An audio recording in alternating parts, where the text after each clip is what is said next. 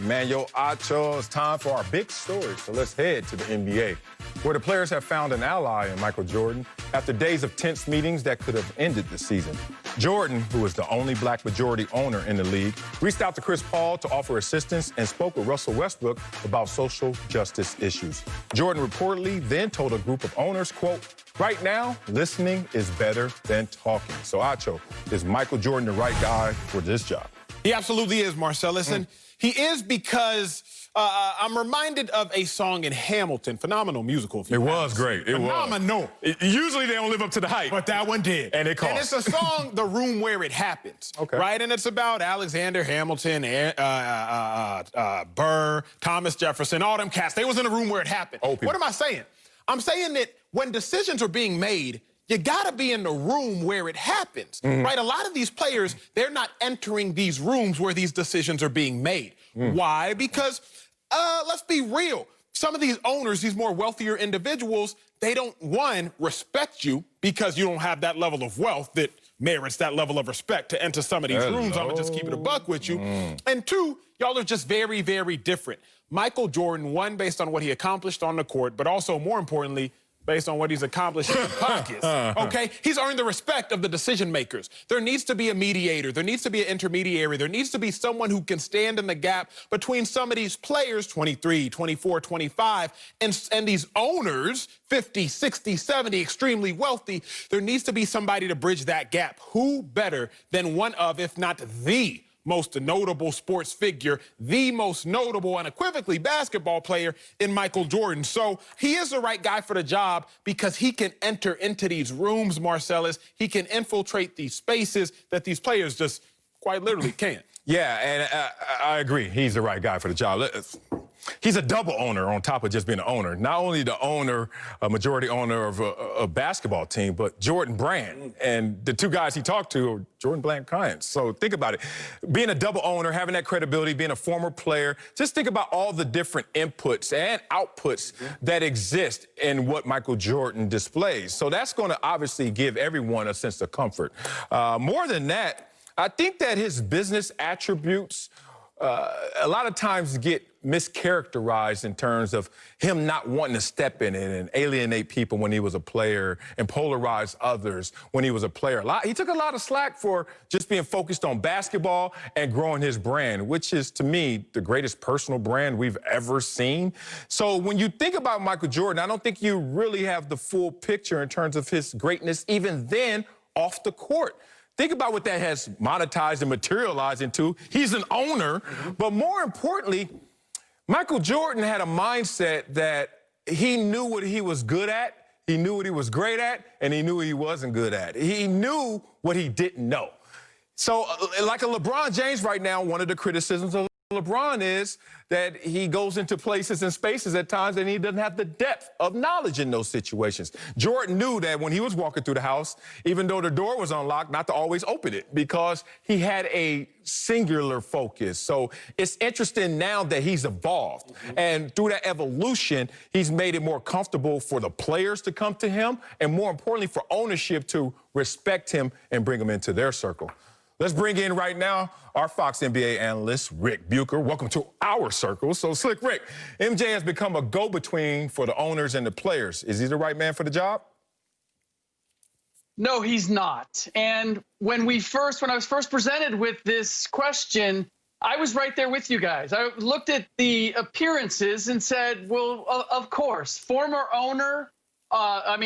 player, the only owner who's a former player has the respect of both sides. For certain, there are owners that became owners in part because they got the opportunity to hang with Michael Jordan. His legacy and his legend carry that far. But in this circumstance, first of all, the guy that would be the most ideal is no longer with us, and that's former Commissioner David Stern, the late David Stern, because he has the experience of having brought the league out of deep water and getting the owners and the players to work together in order to make that happen. And make no mistake, the NBA may be back and playing, but right now they are facing issues between the players and the owners that puts them in deep water.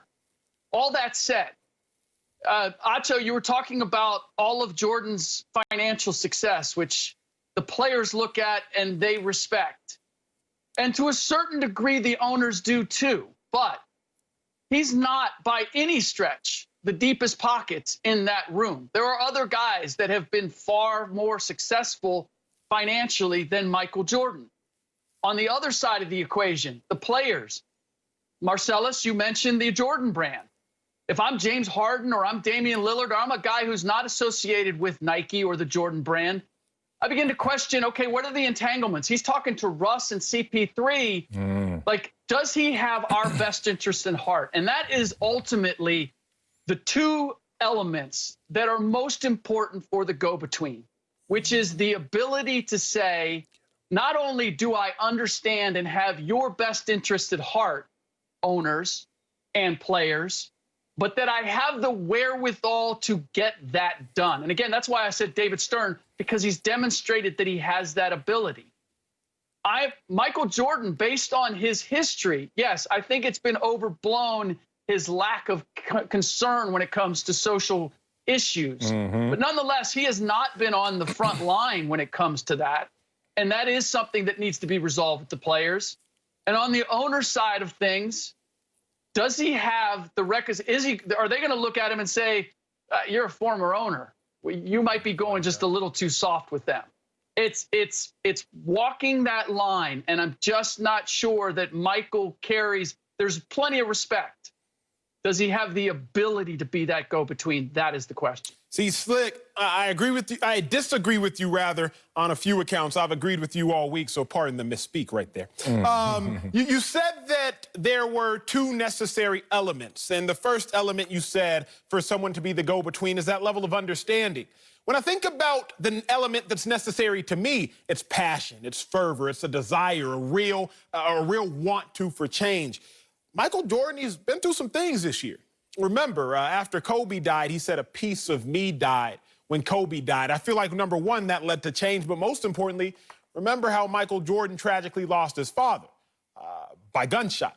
And remember, Jacob Blake, 7 shots right now. I think that is an internal motivation that is now becoming external for Michael Jordan. When I'm looking for a leader, Slick, I need someone who is passionate about the cause, someone who truly has a vested interest to truly be that go-between. But then you said that Jordan's pockets aren't as deep as the owners. You're exactly right. But you need a ticket to get into the door. And Slick, if you're buying a concert ticket, if you're buying a ticket to any venue, yeah, you can sit courtside, you can sit in the nosebleeds, but as long as you got a ticket, you can get in. Jordan at least has enough money to get a ticket to get into the door to converse with these owners. So when I do look at a go-between, I see that Michael Jordan is the perfect one.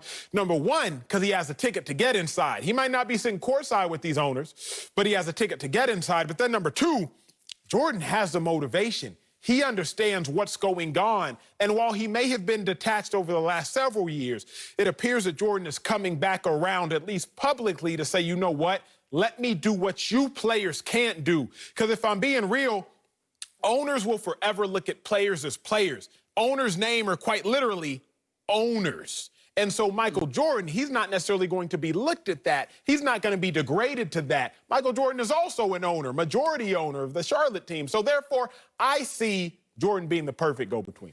Yeah, I got to disagree with you too, Slick Rick. I think he's the perfect guy for a few reasons. Here comes the punches. Bow, bow. One thing is you mentioned that he lacks financial capital to be on the same playing field as the other owners. But what he lacks in financial capital, he laps them in human capital in terms of just being in that room, the presence, to be able to talk to these players on a different channel than the rest of them.